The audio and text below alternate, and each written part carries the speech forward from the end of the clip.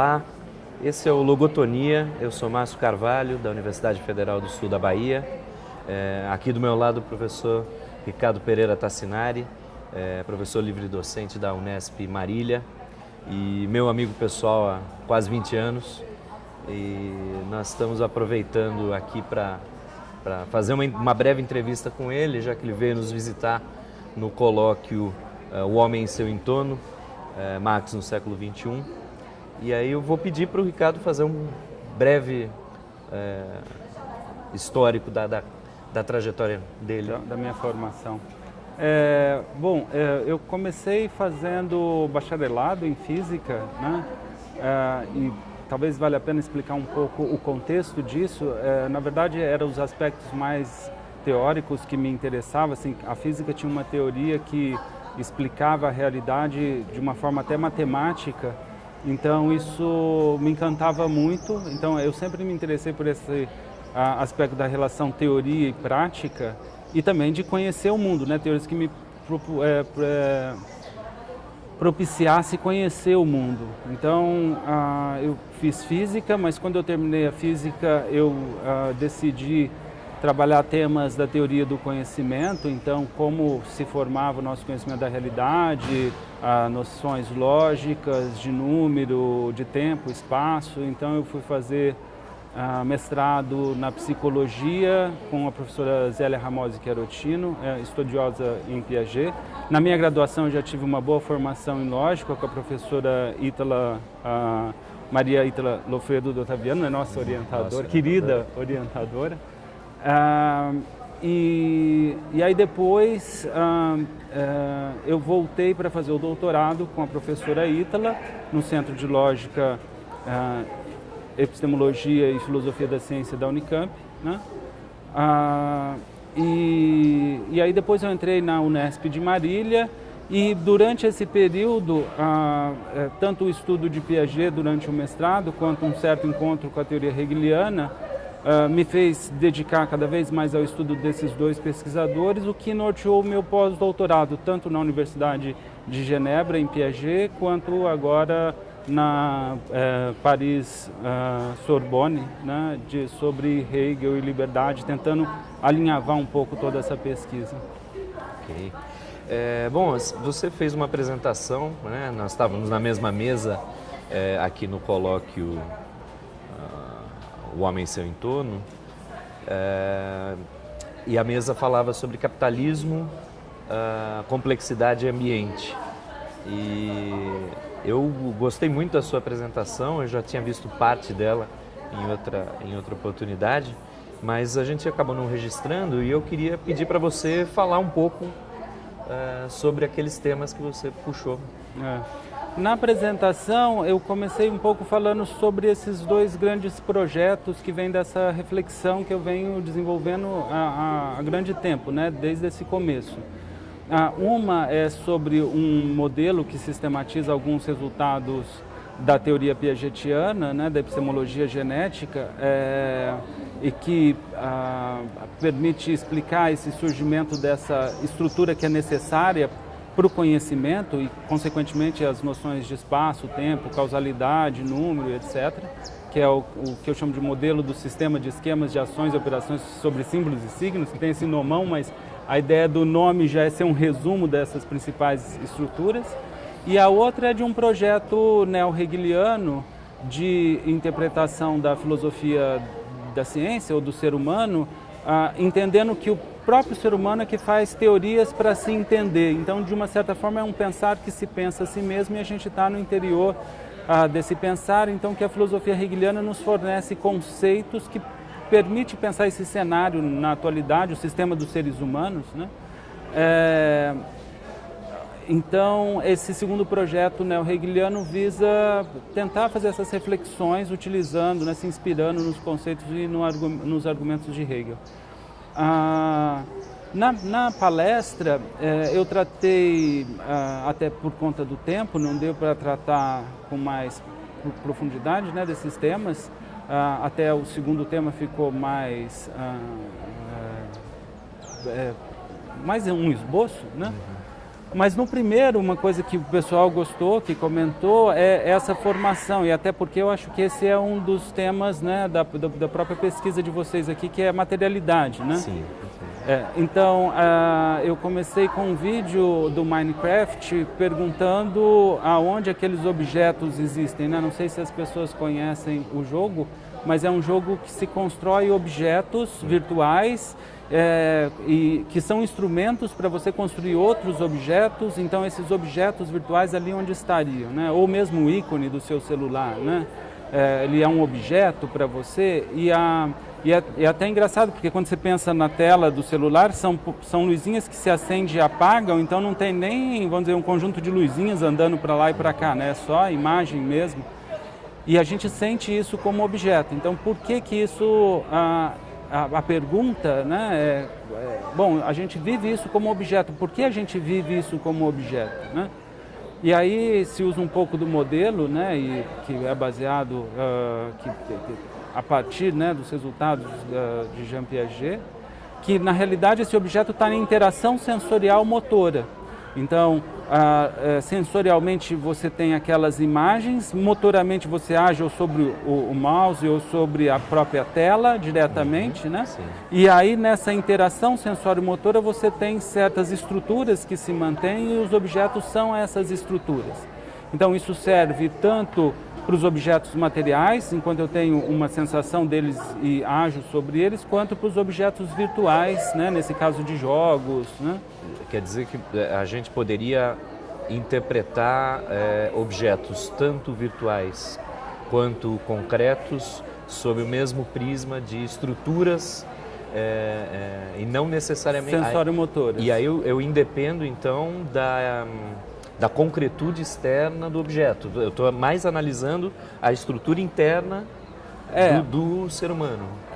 Exato, assim, o objeto acaba dependendo da nossa capacidade de conhecer, né, dessas estruturas, tanto que uma criança recém-nascida, por exemplo, ela não tem, o mundo dela não é feito de objetos, são quadros que aparecem e somem para ela, quer dizer, você não tem essa permanência, né? Existe todo um estudo com vídeos bonitos, né, até desses experimentos, que mostram que essa permanência dos objetos é construída, né? Então, o que caracterizaria esse objeto, enquanto, né, você pode atuar sobre ele, fazer todas essas mudanças, é essa estrutura. Agora, qual é a diferença? No caso de um objeto físico, material, a materialidade é mais uma dessas propriedades que se expressa nessas ações, né? Então, essas ações que são ações sobre as coisas materiais, então, no caso da tela do computador, você pode apagar, aquele objeto deixa de existir naquele momento, né? Se torna, aí sim, possibilidade só de vir a interagir com ele novamente. Enquanto que a nossa própria noção de conservação que forma dos objetos físicos nos dão uma certa garantia de que esses objetos, apesar de eu não estar vendo eles ainda continuam existindo.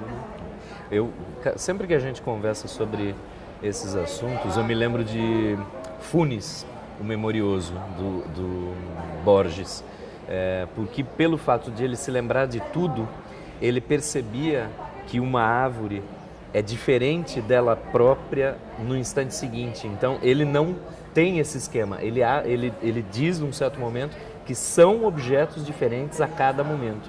Não é o mesmo objeto. Não é o mesmo cachorro que ele vê passando. Então, isso me remete a essa ideia do esquema. Sem o esquema, talvez eu não acreditasse na permanência do objeto quando eu não estou vendo. Esse também já é um tema hegeliano, né? Principalmente ali no começo da fenomenologia do espírito, né? Onde Hegel vai discutir sobre a experiência sensível. Ele acaba mostrando que todas essas identidades de singularidade, na verdade, são universais também. Então, por exemplo, quando você fala do aqui e agora, você fala agora. Então tem esse instante. Aí você fala agora de novo. Ora, mas aquele era um agora e esse é um agora e depois vai ser um agora, né? Assim como os aquis. Então o próprio aqui se transforma num universal que você caracteriza esses diferentes momentos. Então tem toda uma dialética aí que se estabelece, né, entre singular e universal, mas tudo isso para dizer que o estabelecimento dessa identidade, ela num certo sentido, ela é feita por esse conjunto de ações que o sujeito faz sobre o objeto e há certas coisas que se conservam nesse conjunto de ação. O mesmo se dá para um objeto físico. Enquanto você não bota fogo nele, ele continua existindo, mas se você colocar a ação de botar fogo, aí a coisa se complica, né? Então, essa identidade dele depende do conjunto de ações que você está aplicando. Nesse sentido, é bem pragmático, né? Isso era exatamente o comentário que eu ia fazer. Eu estou achando interessante que a gente acaba acabando encaminhando o pensamento para chegar à conclusão que a ação sobre os objetos, sejam eles de que natureza, é o que traz o que estrutura a própria realidade para a gente. É o que estrutura a própria realidade. Uma das coisas que eu comentei, né, que às vezes eu comento, é, por exemplo, uma criança recém-nascida que olha uma cadeira, aquilo é uma cadeira para ela? Não, ela não sabe o que é uma cadeira. Ela nunca sentou, ela não sabe o que é sentar. Então, e ela não sabe o que é um objeto físico, porque ela nunca manipulou os objetos físicos, levou ele para lá e para cá. Então, ela precisa andar, desenvolver essas capacidades de movimentar a si própria, os objetos físicos, sentar, para vir a entender a cadeira, como um objeto para sentar e coisas assim, né? Como um objeto propriamente, né? Ela precisa se deslocar no mundo para formar sua noção de espaço, e, portanto, como objeto no espaço, e depois como objeto que tem uma função, uma funcionalidade, que no caso é sentar, por exemplo, né? O que não implica que é a única funcionalidade. Não. Quer dizer, eu posso criar esquemas diferentes para o mesmo objeto. Para o mesmo objeto. Mas, de qualquer forma, eu acho que o interessante disso tudo é que a significação é dada, como diz Piaget, porque você insere aquele objeto no seu sistema de esquemas de ação. Então, a coisa adquire significação para você na medida em que você pode usar ela para uma ação, né? E é na ação que essas coisas se definem. O que, apesar de eu não ter seguido Piaget, na minha apresentação acabou chegando a mais ou menos a mesma conclusão. É a ação que traz significação. É a ação do objeto que torna significativa aquela informação, né? No caso da sua palestra. Isso. Tá bom, Ricardo. Você tem mais alguma coisa que você queria acrescentar? Bom, nessa palestra, eu acho que um outro conceito interessante que é esse do sistema das autoconsciências é que, na medida, e isso foi uma coisa que, na verdade, me chocou com Piaget no mestrado e que depois me levou a estudar Hegel, que eu achei que dava um bom fecho para tudo isso, é que, bom, se a gente constrói essas noções de espaço, tempo, causalidade e de permanência dos objetos, dos próprios objetos, todo esse mundo que a gente está enxergando, no final das contas, é uma construção minha. O mundo que eu estou enxergando é uma construção minha, o que você está enxergando é uma construção sua. E que, segundo essas vivências e essas escolhas que a gente faz de que universais estruturam esse mundo, né? que regras gerais estruturam esse mundo, a gente vai ter visões diferentes, né? E que, portanto, o que a gente enxerga, se a gente chamar isso de consciência, é basicamente a nossa consciência. Aí a gente pode derivar um conceito da filosofia hegeliana que é ser uma autoconsciência, né? Ou seja, ser consciente de que se é uma consciência, que você está enxergando a sua própria consciência no mundo e que o outro vai estar enxergando conteúdos da consciência dele, né? E pensar, então, o sistema de seres humanos como um sistema de autoconsciências, né? Pessoas que têm a sua visão de mundo, que cada um tem essa a visão da realidade e que a nossa visão, ela não consegue abarcar todas essas, mas ela precisa estar em diálogo com elas, para que a nossa visão esteja construindo, vamos dizer, esse universo das diversas visões, que eu chamo de ideia, né, ou razão também, que vem de uma ideia de que todas essas ideias estariam dentro dela, né?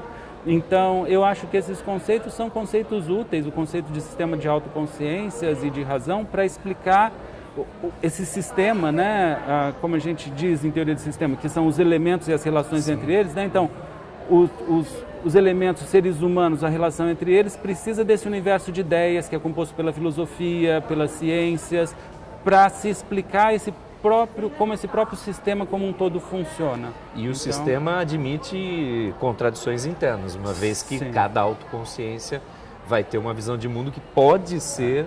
As próprias leis lógicas, e eu tenho uma formação em lógica tanto do doutorado quanto da própria iniciação científica, quanto eu sou um professor de lógica, né? As próprias leis lógicas, elas acabam tendo princípios, enquanto princípios eles são o estruturador da própria forma de pensar. Então hoje a gente sabe na lógica, né, na área da lógica, que você tem várias formas de pensar, porque você pode estruturar o seu pensamento segundo vários princípios, né? As pessoas acabam vendo de uma forma meio religiosa a lógica como se tivesse só uma, mas depois estudando você percebe que não.